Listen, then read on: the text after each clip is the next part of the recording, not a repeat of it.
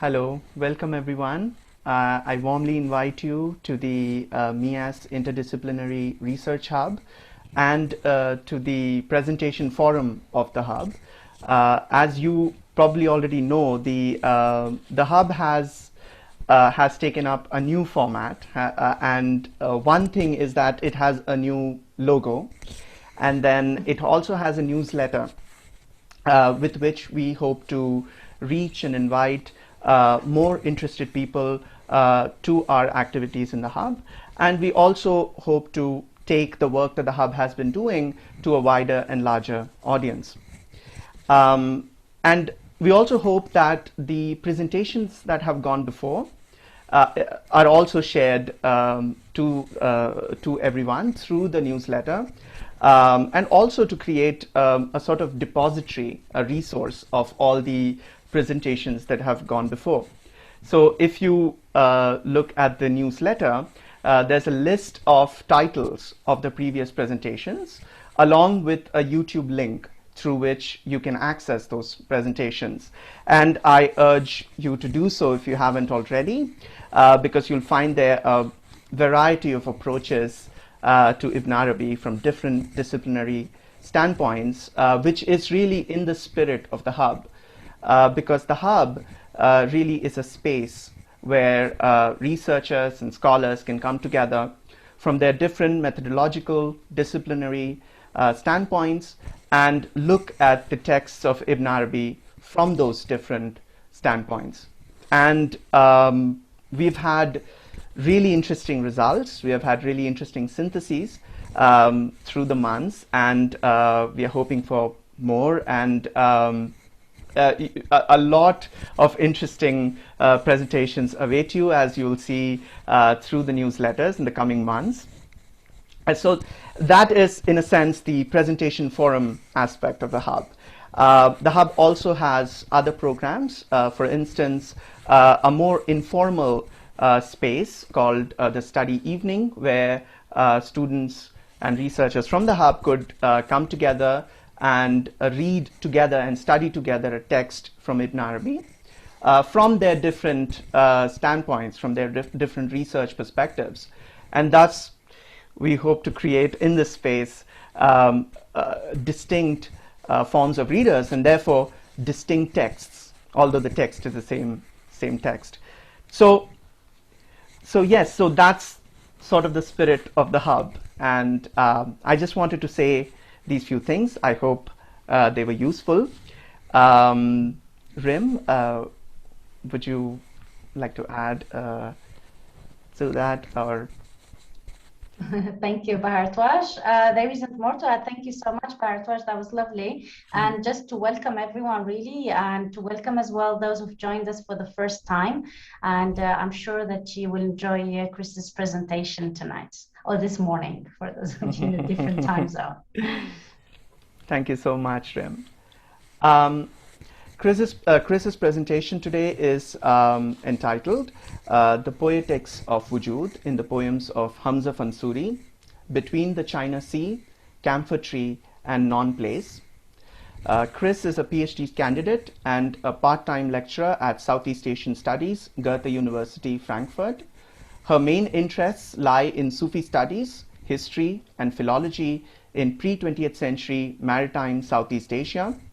For her PhD work, Kris is reading the Sufi poems of Hamza Fansuri, this Malay poet who flourished in the 16th century, to explore, among other things, his perspectivism and paradigm of voyaging, as I said, among other things. So that's Kris Ramlan, and Kris, I invite you to the stage. Thank you, Bharatwaj. So I will share screen now. Host disabled participants. Let me make you a co-host. Sorry, Kris. Yeah, I didn't realize that. Apologies. Okay, no just problem. Bear with me a moment. Well, yeah, thank you, everyone. I'm so glad to see familiar faces and old friends, and a couple of new ones that I hope I'll get to know more, like Ron, Tariq, Lambda, and Zara. I've not yet to meet. Patricia, we've been meeting yesterday. I think, yeah. So Lucy, hi again. Thanks for doing everything. Yeah. Oh, Adil as well, of course. So now I can share, yeah, okay. So what I'll do, yeah.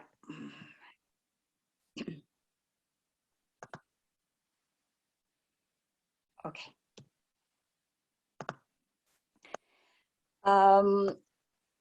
Okay, once again, thank you everyone for being here, because I'm only touching the very, very surface of my research in reading Ibn Arabi together with Hamza Fansuri. So actually it's more of me trying out my idea, and I really would welcome input afterwards. So Bharatwaj has given the title, read the title just now, The Poetics of Wujud in the Syairs of Hamza Fansuri between the China Sea, Camphor Tree and Non-Place. So what I will do is that a little bit about Hamza Fansuri, but I will rather show you, share with you some of his verses, because Hamza Fansuri himself, we don't really know when the exact time that he lived. So circa approximately the 16th century. But what I'll do is I let everybody read it about him. I've chosen strophes that talk about where he has been physically. I've chosen 8 strophes altogether. So the first one that can tell about him as an introduction. This is a translation. It's written in Malay, of course. The translation is not that good, but at least you'll get the meaning of it. So it says here, Hamza, hailing from Fansur, found the being in the land of Shar-Inau. His license to transmit the august knowledge traces back to Abdul Qadir from Jilan. What I've done is I put the I at the end just to show you this is a particular form of poetry that Hamza Fansuri called shair. It's from the Arabic word shair, but it's actually it's a very Malay kind of format, and it has a ending rhyme, E. So I just put it there like Fansuri, Shar-Inawi, knowledge, that is August knowledge, Ali and Jilani, to give you kind of a bit of a flavor. The second quatrains that I've chosen, Hamza Fansuri talk about, Hamza Fansuri lives in the land of the Malays, where the tree yield camphor, but his origin is the jewel that will never tarnish. So how could he trade it for the wisdom of the world? On the right side is actually a picture of the camphor tree, or in Malay we call it kapur barus, from the bottom up. So the next one, the third quatrain that I've chosen is Hamza of Shar-Inau, though of lowly descent, is not content with Mount Sinai. His permanent abode is the China Sea, where he is disporting with the whale. Actually, the word is gajamina. I will talk about it later, but sometimes we translate it as whale, but it's a mythic creature.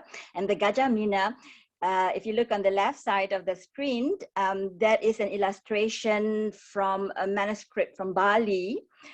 It is actually a mythical creature. Gajah is elephant, mina is the sea. It is from Sanskrit, actually. The word is not being used now, it's an old language. So the fourth strophe, Hamza of Shar-Inau is entirely effaced as wood burnt down to cinders. His origin is the unruffled ocean. He became camphor in Barus. I kept repeating this. Shar-Inau is in Persian. It means a new town, but it is specifically a new city. But it's specifically in this, in the case of Hamza Fansuri, it is in modern day Ayutthaya in Thailand.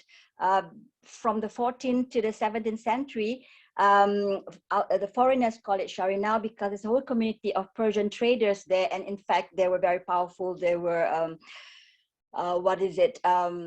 they were managing the treasury, and they were the main advisor to the king of Ayutthaya.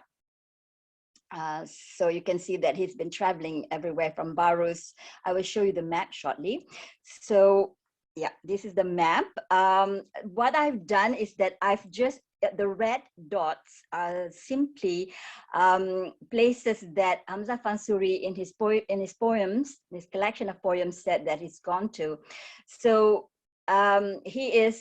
we assume that he lived most of his time in Barus. This is Barus in the island of Sumatra, northeast of Sumatra. And then this is the Shari now, during this period, or it's called Ayutthaya now near Bangkok. And I put a red dot in South China Sea because later on, this mythical creature, this Gajamina, is playing around, circling this China Sea. We'll talk about it later. But of course, Hamza Fansuri traveled to the West Asia, so where we are in the geographical location. So we know for sure that he'd been to Mecca and Medina. He's probably studied there. He speaks fluent Arabic and also Persia, because like I said, Ayutthaya this area have a large sizable community of Persians. Probably he travels to India and all this region, but it was just not mentioned in in his collections of poetry that we have today. Possibly he'd been to Baghdad, and he talked about, he went to Jerusalem, Al-Quds, and here. So this is just to give an idea that, interestingly, as today we are talking about having Hamza Fansuri in conversation with Ibn Arabi. So Hamza Fansuri is traveling to the West from Southeast Asia. And then when we are talking about Ibn Arabi make his traveling from the West up to the East, and kind of like the Mount Sinai and so on are kind of like one of the topology that's always mentioned. So let's go back to the poetry. So in this one, Hamza Fansuri talk about Hamza is poor and naked, a sacrifice is like Ismail, neither Persian nor Arab, in constant union with the Eternal One, Al-Baqi.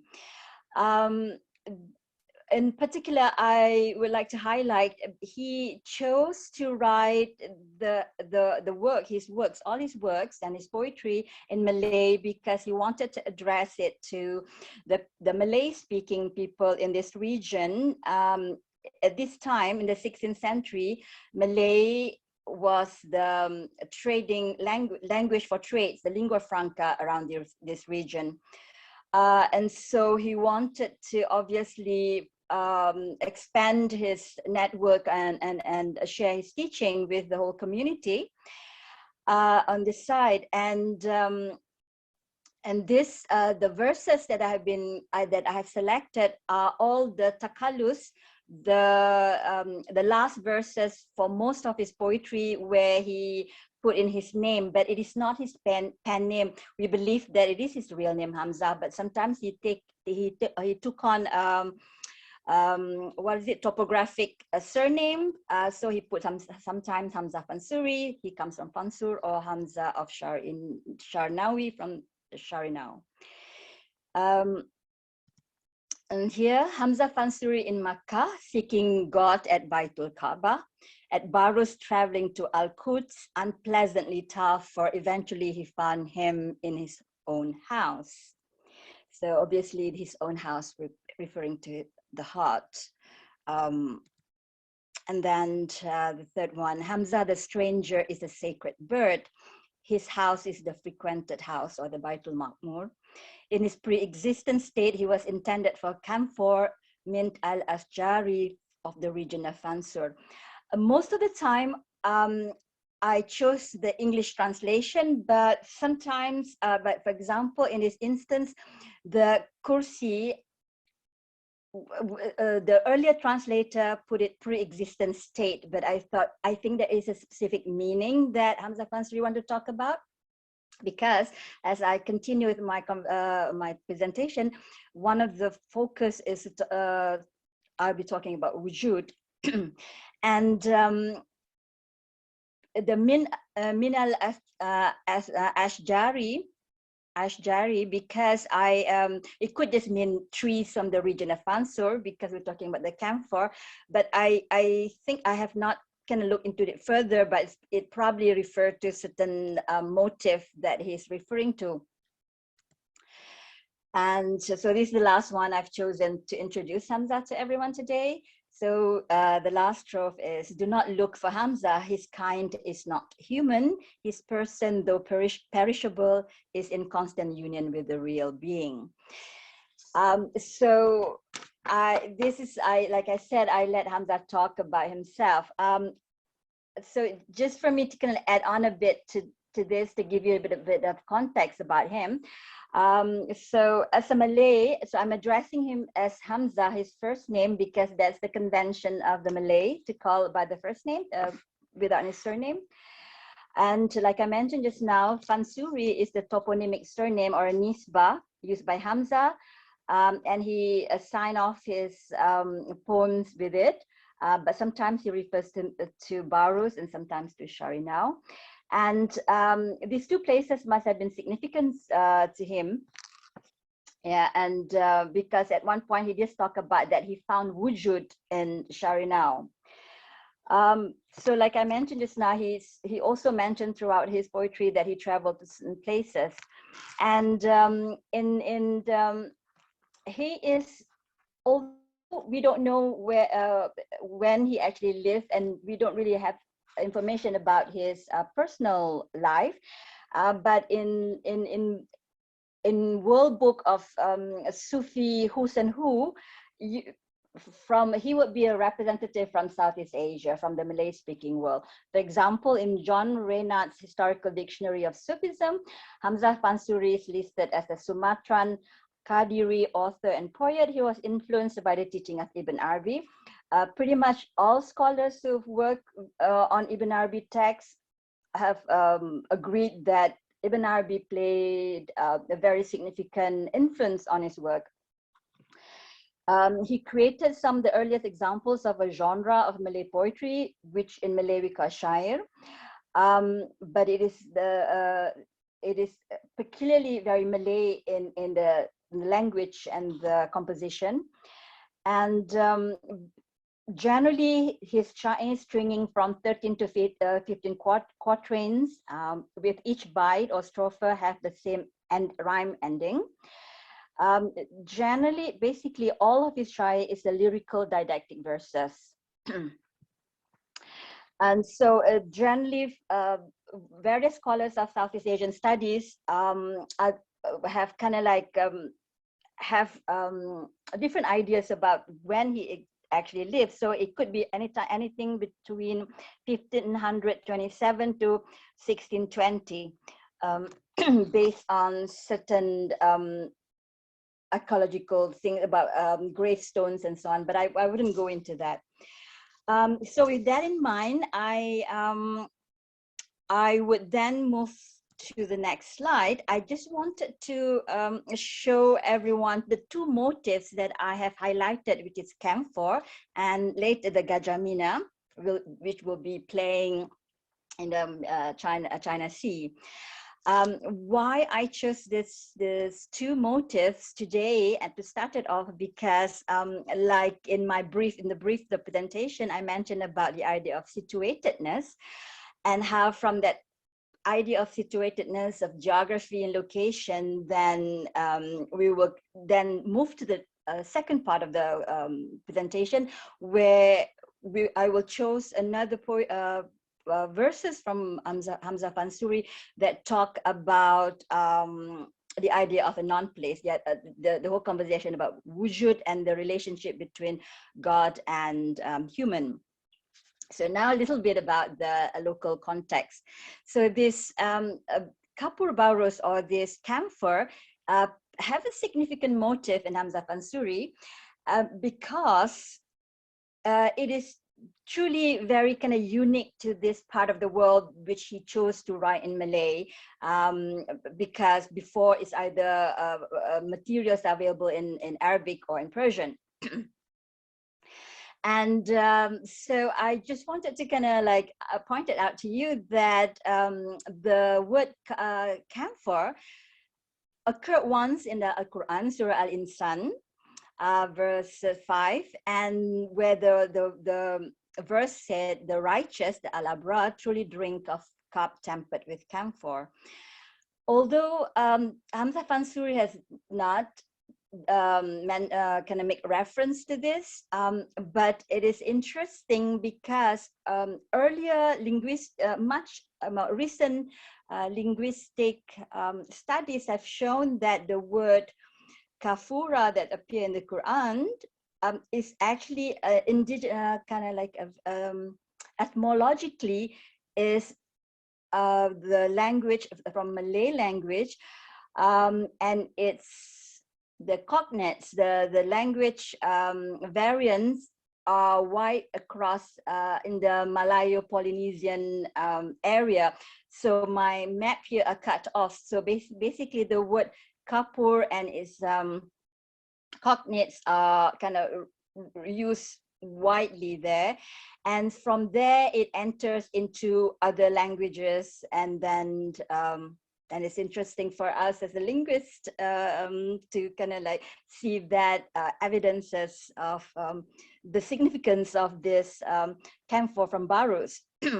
So in terms of Barus, where Hamza Fansuri kept hailing that he comes from, it is here in the northwest coast of Sumatra, and it was famous for the finest quality of camphor, and it appeared in medieval texts in China, in the East, across Asia, and it's used in the Afro-European continents. And then this is a picture of the camphor, the white crystalline camphor. So it's pure white. So it also gives significance, the color gives significance to when you talk metaphorically of purity and so on. And of course, it's used as incense, perfume in food and so on. So that's a bit about camphor and how the tree itself, this is a tree, like really tall and majestic. And in the medieval time, it's worth more than gold per gram or something like that. And so the next one that I kind of jump into is the other motif that I find interesting that he used is this anthropomorphic half terrestrial creature of mythology called Gajamina, which is in terms of language, its etymology is from Sanskrit.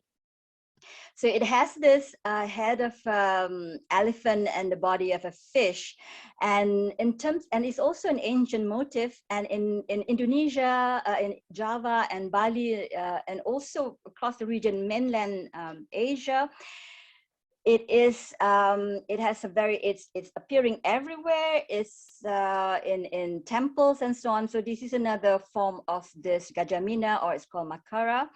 And it's an analogy of it's always about divinity and cosmos. Yeah, it's a sacred symbol as well. And I will kind of pick it up, this motif, later when we come back to that, but kind of like just park it at the back of your mind. Right, so now I'm totally jumping. Let me look at my note. So I'm now totally jumping to another kind of position where, from that kind of like really images and kind of physical sensory motifs, so we'll talk about something on existence in the Akbarian tradition. So why I kind of jump into this is because now so that at the end of this conversation, when we come back again to that motifs of these two other motifs that I show you, we have kind of have some exposure of how Hamza Fansuri deal with these things. I've chosen as an example his poem, and let me just move to, okay. these are the two poems that I've chosen to discuss about Wujud. In particular, because of our specific time that we have, and also I'm just currently looking into it, we will particularly look at the idea of relationships, and about divine names. So these are the two, I would just look at these two verses, and they are in the same poem. This is the first line, and this is the middle line. And it's what is also interesting.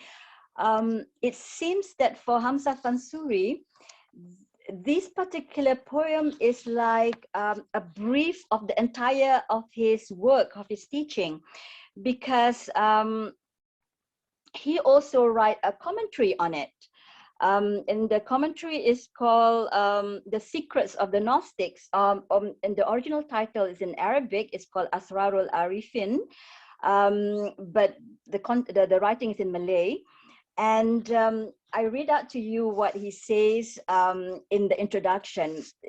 Obviously, he's addressing it to his students. He said, however, before you meet with one whose gnosis is perfect, consider these 15 bites. Strophes. These 15 bites are composed of a verse of 4 lines to each bite. Should you fail to comprehend the meaning of these 15 verses, or 15 bites, consult their commentaries. For in the commentaries are made manifest discourses on the gnosis of God, but God knows best. So, yep. Yeah. Okay. So the first bites in the Malay language, it is aho. Basically, it's oh. Aho. All of us who worship the names, one should know what comes first. For our Lord is the eternal one, inclusive of the 7 attributes. I'm not so sure why. I'm not so sure at this point in time in my research why was he kind of focusing on the 7 attributes, because according to his commentary, the 7 attributes are the core and the rest are derivative from it. The 7 attributes that he was referring to in this one is, let me see so it is the sifat, the attributes of living, of knowledge, speech, willing, hearing, and seeing. I think I've got 7, 1, 2, 3, 4, 5, 6, and one more. Yeah, let me check shortly. But basically, that was the first line. But let me just go back to the slide here. So that was his first. So this is the context. I'm setting up the context of this discussion about wujud, about existence and non-existence, how Hamza Fansuri's commentary and his poetry can really fall within the Akbarian tradition, because basically, when his commentary, he is echoing the same kind of theme as this one, that God in himself is being and non-existent. And non-existence has no relationship to him, and non-existent is that which is other than being, and then other than being are what we term as things, entities, possible things, loci of manifestation, forms, attributes, and then that non-existence does not mean absolute nothingness, since the things possess certain modes of relative existence. So with the word things, it refers to whether as objects of God's knowledge before they are found in the cosmos, or as existent entities within the cosmos itself. In terms of the relative existence, that refers because they exist through God. So God is the necessary being. So that falls neatly, I think, from what I've read about the Akbarian tradition within this notion. And that to continue again from the slide, in God's knowledge, the things exist. So in God's knowledge, the things exist neither in the cosmos nor in themselves, because there's nothing out there. in the cosmos, the things have no existence of their own. So what we actually observe in the universe is either being colored by the properties of the non-existent things, or the things made manifest by being. But we never see the things themselves, since that which is non-existent is not there to be seen. Nor do we see God himself, since God in himself is beyond all perception and understanding. So God is that idea of transcendence. And so this is in his commentary of line by line of this 15 verses and 4 lines for each verses. These are kind of like the kind of what put the whole idea condensed kind of in this idea. And here so he titled this this commentary, this portion, the first paragraph, on an exposition of the gnosis of God most exalted, his attributes and his names. And when I was reading that, I was kind of pondering about this idea of worship. All of us who worship the names, and I kind of was referring to some materials from Ibn Arabi, and I found it totally amazing. Which I quoted here: the whole cosmos is the locus within which God's names becomes manifest. And so the cosmos is he and not he. In the last analysis, we see only the properties of the divine names, which are the qualities and attributes intrinsic to being. And when it the names, and then I kind of, for me, reading the explanation in commentaries by Ibn Arabi and reading the first line of Hamzah Fansuri, it kind of really makes sense to me when what does he mean by worship the names? Because names here are not the specific terms, for example, Ar-Rahman. Rather, the names here refer to Asma al-Asma. So the Asma al-Asma is names of the names. It is the various modalities through which God impels and organizes existence in the universe. And so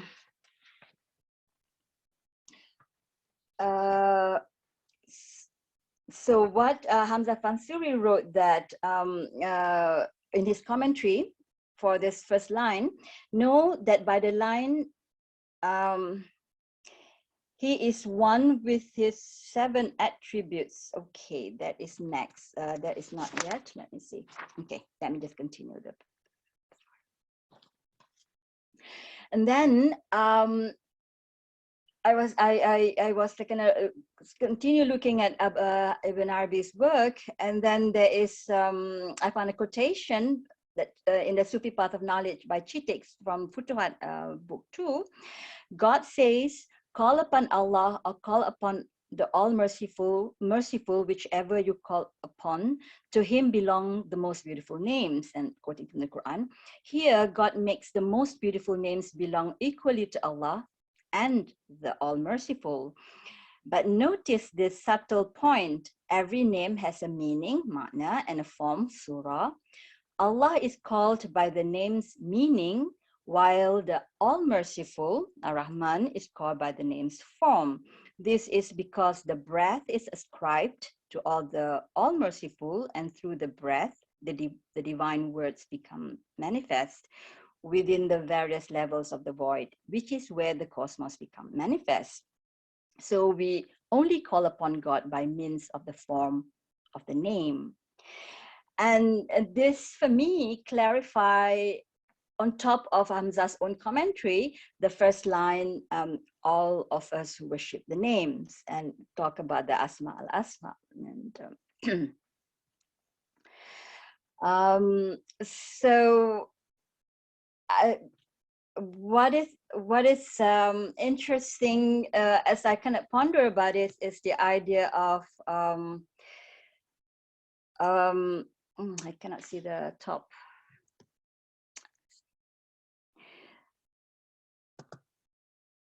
Sorry. Why can I not see the top? excuse me, while I read this one, a paradox between the absolute transcendence of the Lord, who is unmanifest, absolute unity, utterly beyond comprehension of the human senses on the one hand, and on the other hand, the Lord as immanently manifest, self-disclosed in a multiplicity of guises accessible to the senses. And so, to me, what occurred to me in the Asma al-Asma and the idea of the names having the meaning and the form, and the meaning is beyond human comprehension, but the form is, speak to me about the idea of a paradox and having to kind of come to terms with this paradox as the salik, as the traveler goes along the way. Let me just put on. So Hamza Fansuri, I quote here on the right side, but here expressions become difficult. At one, he was explaining in one one of the line about attributes. Expressions become difficult according to the theologians. He called it in Malay ulama shariat. So it refers to theologians. God attributes are neither his very essence nor other than his essence, according to theologians. According to the people of the path, Ahlul Suluk, the attributes are his very essence. It is only expression, ibara, that makes the attributes other than the pure essence. So, so he kind of said that it's difficult for him to explain. And on the left is my kind of reading works by Ibn Arabi that I find the Sufi path of knowledge from the Chitics, and so I captured in point form. The names are different from the words we utter. The names that Asma al-Asma are different from the words we utter in referring to them. For example, the example of Ar-Rahman. So each name denotes both essence and a specific meaning peculiar to itself. And the specific meaning of a name can be called its reality or its root.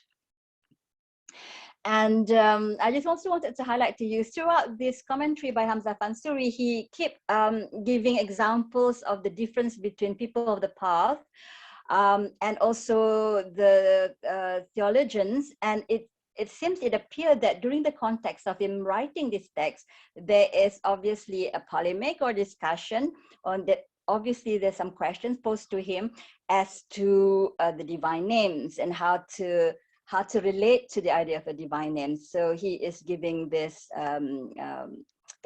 he wrote this poetry and he created a line by line for his students. Continue from the last slide. I call it the possessor of the two eyes, the highest station of Ma'rifah, because of the wording in Hamza Fansuri's text I quoted here. So Hamza Fansuri said, the people of the path say that God is indeed self-existent, but it also gives existence to the world together with all its parts. According to the theologians, the judgment concerning the essence of God and his wujud is that they are two. Similarly, the wujud of knowledge and the knower are two. The wujud of the cosmos and the cosmos are two. So totally duality. The wujud of the universe is different from the wujud of God. That says the theologians. And that God's wujud and his essence are different entities. So, and then he said, the people of the path say that if this is the case, then God can be referred to as being outside or in or near the cosmos or far from it. So he gave another some example.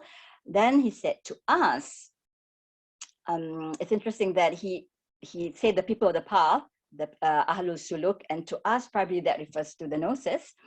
To us, the essence of God and his wujud is one. His wujud and the wujud of the cosmos is one. The wujud of the cosmos and the cosmos is one. The like of which is, as it were, the sun and its like, different only in name but not in truth. To external eye, it is one.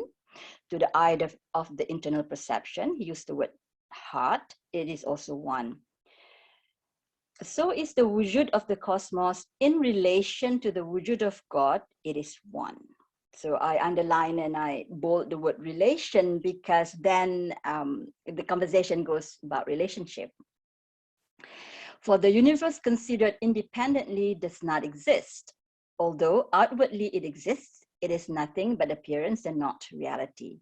Like the image reflected in the mirror, though possessing form, does not possess real being. On the left is some notes I get when reading Ibn Arabi. And so the names are relationships. From the idea of the names from the previous slides. The names are relationships, not entities. It's not ayan, or not creatures of the universe. So the root or the specific meaning of the name determine the effects, athar, or properties of the name as within the cosmos. All of creations are manifestation of the divine through relationships with God attributes. So the last line I will read again. All of creations are manifestation of the divine through relationships with God's attributes. And so it goes on. Okay, because I cannot see the top line, I'll do that. Okay. This is the heading here is actually the verse from his poem that I showed to you earlier. This is the middle part of the poem. So I jump from the first part of the introduction, the intro, the first line, the first verse of the poem, the middle part. In this particular commentary, he is discussing about God being fully conversant with the dispositions of the universe. Because we've been talking about relationship, and now it moves to the conversation about istidad, the potentialities, his predispositions, tendency. And so, okay, now I can put this back up.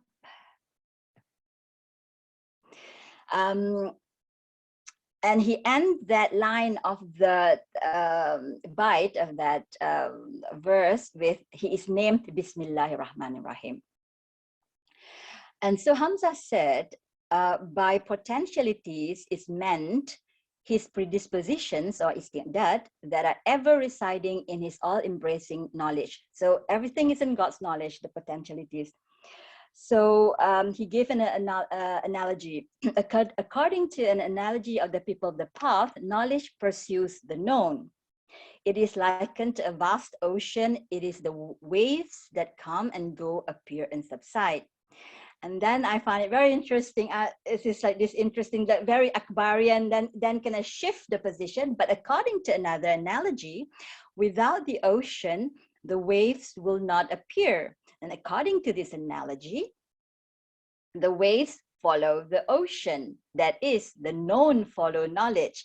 So it's both way, whereas he talked, I didn't quote it here, but he talked about the theologians will always say, he said, the only one side of it, that the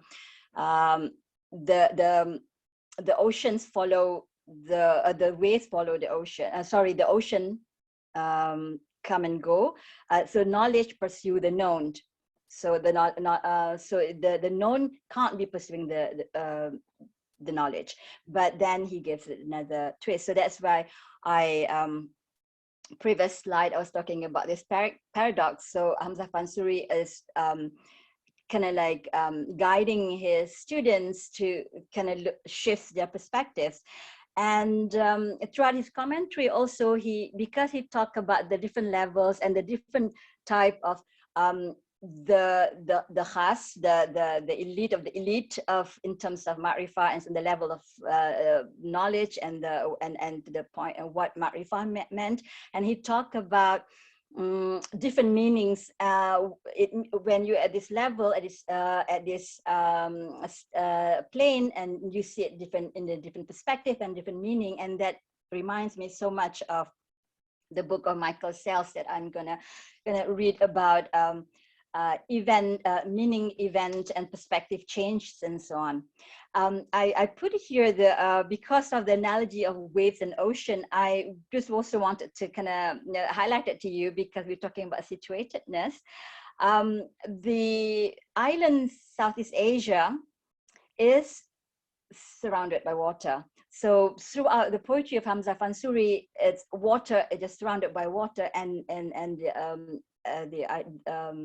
the analogy must have kind of like comes easier for his students, because compared to like the similar distance of continental land, USA, from one corner to another, east to west or west to east, it's about the same range, say from North Sumatra to say the middle of Papua. It's about 5,300 kilometers, but it's all a lot of water, and people just move around water compared to kind of like on land. So the whole imagery and forms and talk about oceans and waves, really kind of like something that's really hands-on for the people. And then, so here I quote this from Sayyida Sheikh in his Sufi narratives of intimacy of Ibn Arabi, where she said that for Ibn Arabi, the divine names are pivotal. Both the divine essence and creation can be understood only in relation to them. And Chitik, who's been working a lot on the divine names, it is precisely the essence that is named by the names. By knowing any name of God, we know God, but not necessarily in respect of another name, nor in respect of his very self or essence. And these two quotations that I find here totally resonate with the commentary by Hamza Fansuri line by line in his own work. Now, I just wanted, let me check the time, I think, yeah, so I'm almost done. So I just wanted to end this with poetry that I promised you that I talk about the two motifs. And in this poetry, I basically kind of go back to the one that I've been reading to you, but, oh, sorry, I can't see the top, okay. Basically, with these motifs of the Gajah Mina and the camphor, it is Hamza's poetics of intimacy. And it's also poetics of intimacy for his audience. And he always used the word ibara. He uses it as a tamsil, as an analogy, as an ibara, as an ishara, to describe stages of mystical unveilings and voyaging. So I would just quickly, before I end, to kind of highlight, to read to you. Let me just highlight this one. So basically, he was saying, Hamza Fansuri lives in the land of the Malays where the tree yield camphor, but his origin is the jewel that will never tarnish. So how could he trade it for the wisdom of the world? Hamza Fansuri now is entirely, but by now, after going through a lot, there's so many stages that he went through that he shared. And then at one stage he said, Hamza of Shari now is entirely effaced as wood burned down to cinders. His origin is the unruffled ocean. He became camphor in Barus. And what I wanted to highlight here is also, he talked about him, that the camphor, that in his in the knowledge of God, him was meant for camphor. So it's the situatedness, the idea of a situatedness actually goes beyond the physical situatedness, but it goes in the knowledge of God. There is that kind of analogy to situatedness, and so that's why he said that in his predisposition is already, his kursi is all camphor. And so when he talks about the adventure of this Gajah Mina, he talked about the Gajah Mina is permanent abode in the China Sea, located there, and is playing. But how strange that the Gajah Mina, having its habitat in the China Sea, it looks for water in Mount Sinai, hence its efforts are worthless. And so he was going through kind of this questioning stage, and then the China Sea is unfathomable for this reason, so the China Sea is this whole, it's a cosmos, it's a whole area of like the whole ocean of knowledge that is unfathomable. For this reason, the population of the entire cosmos, jinn, angels, and the children of Adam, all of us get submerged in that sea. Gajah Mina is swimming round and round, it's like going in circle. Da'ir, use the word, in the ocean in search of water. Yet the sea is much in evidence to pious as well as to sinful people. So I find these two lines, all of us get submerged in that sea, and it's open to pious as well as to sinful people. And it's like this idea of potentialities. All of us have that potentialities. And which resonate with what I've been reading about Ibn Arabi. Gajah Mina is in close union with the shoreless ocean, even though it is madly casting about for it stupidly, and so its efforts are idle. But actually, it is always ending positively. I'm just gonna, because I pick up the last line randomly, so it wasn't a negative ending anyway. So with that, I will stop sharing.